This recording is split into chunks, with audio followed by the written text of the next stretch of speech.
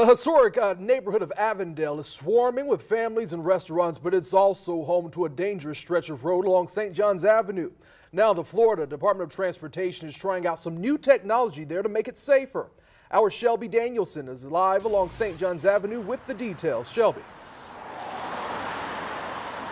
Well, we're standing in the middle of that dangerous area. The Florida Department of Transportation says they're studying over 100 crashes just along this stretch where drivers would cross this center line and collide with another person. You can see just how busy this is. So they're installing a new device on the road from the top of this hill to the bottom of this hill. This dangerous stretch along St. John's Avenue in Avondale isn't more than a mile long, but it's enough to raise alarm at the state level. The concern is nothing new for locals. I see cars go around there a little bit too fast because I think they're underestimating the speed. That's a very, very sharp curve. It's an S curve. It'd be nice where it would be a little bit safer for everybody. We don't want anybody to get hit. The steep curve starts right next to Boone Park, a hot spot for collisions. Before you even get to this curve, right after you cross that crosswalk, there were 11 crashes in 2 years. Going down the hill from Shadow Lawn to Montgomery, there were 46 crashes in 7 years. Most of them were going southbound, and FDOT says they're increasing each year.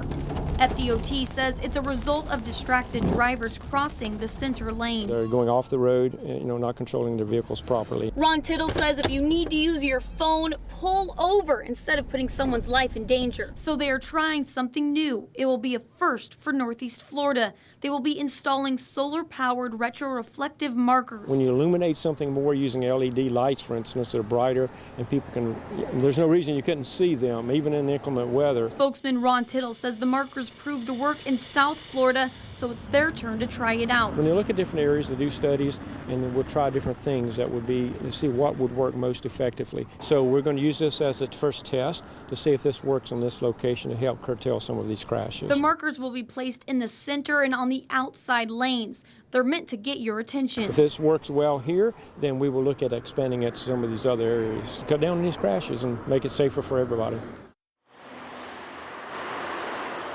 Those markers will be placed from Van Wert Avenue all the way down to Greenwood.